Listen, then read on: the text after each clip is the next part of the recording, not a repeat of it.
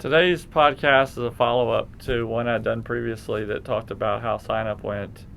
And on the screen now is a chart that is the same chart I talked about a couple of weeks ago. As the national press is listening to other economists, egghead economists like me, talk about all this, I think they're misrepresenting what's going on. As I said previously, the percent of base acres that nationally that went towards one crop or another, you can see from the colors of the bars. PLC was chosen for a lot of base acres on, as it shows here, barley, cranberry, obviously long grain rice, medium grain rice, peanuts, a couple of other things. Ark County was predominantly chosen on base acres for corn and soybeans and some other crops. And Ark individual, Ark IC that's on this chart, much less so.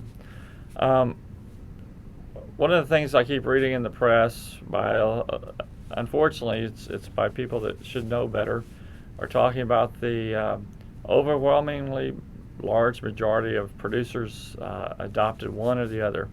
And one of the things that, as a policy person, we try to stay away from value-laden statements like best or that sort of thing, to try to keep from people saying, we never tell people what to do, let's put it that way. So I put together this next little sheet that basically talks about how what people are saying is a little twisted. Obviously, nationwide, Ark County, the number of base acres that nationwide that was signed up in Ark County is 76%, and PLC 23%, Ark IC 1%. Pretty simple, straightforward. So there are people that have been saying that the country chose Ark County, and frankly, that's not exactly correct. When you start looking at the percent of base acres of the different crops, when corn and soybeans, and to a lesser extent wheat, overwhelmingly chose Ark County, that is looks like about 80-something% of your base acres. So there you go. I mean, that's how this actually works. What most people should be saying is the ability to have a choice, regardless of whether the two crops with the most base in our country chose one or the other, doesn't really matter. Producers were allowed to choose the program that they wanted to. As an example, almost all the peanut acres in the United States chose PLC, but it's 0.8% of all the base acres, so it really didn't matter very much. And rice is basically the same way. So when I look at these charts, and I pull out a very straightforward story, but I keep reading in the press that other economists from other parts of the country are making these big blanket statements, and I guess I'd just say that a person needs to really look a little bit further behind the numbers before they make those statements, and they probably wouldn't have done it. These next charts look at Arkansas, Louisiana, Missouri, their selections, and I lumped them together because basically those three states pretty much favored Ark County on corn and soybeans. Rice was different, but they look similar. These charts aren't exactly the same, but they have the same kind of pattern. If you were to look at California, Missouri on the top here, California, Missouri, a lot more blue, so they chose a lot more PLC than other states, the ones we just looked at. And then the last one is Texas, and down at the bottom, and it's almost all blue. And I had colleagues from around the country get up and say that at meetings recently that they didn't know what was going on with the Texas producers. Why would they go that heavily into price loss coverage?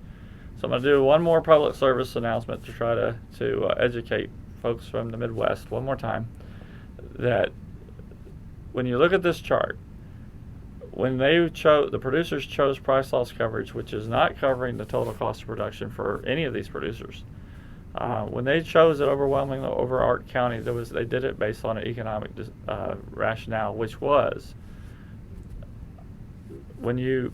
Ark County uses prices and the same prices PLC does and yields because Ark County is a revenue product.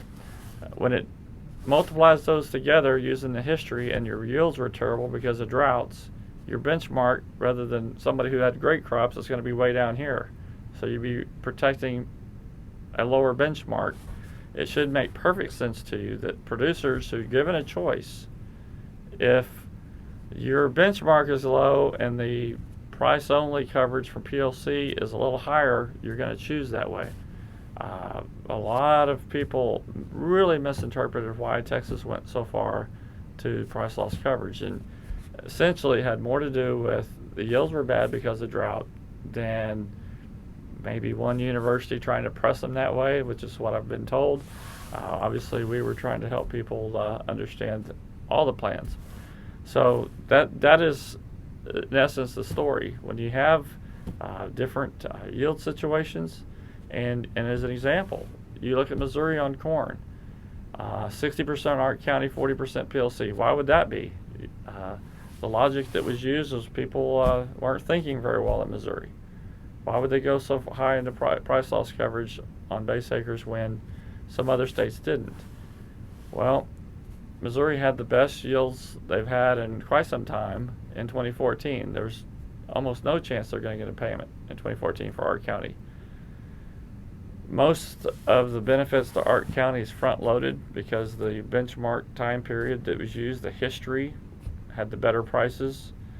And so if those producers were looking at the choice between Ark County and price loss coverage saying, well, in general for my commodity, Ark County would be better, but if one of the 2 or 3 yields there might be a payment for Ark County, I won't get one because that particular year I had a record yield, then the amount of time that Ark County was preferred to price loss coverage is reduced by a year.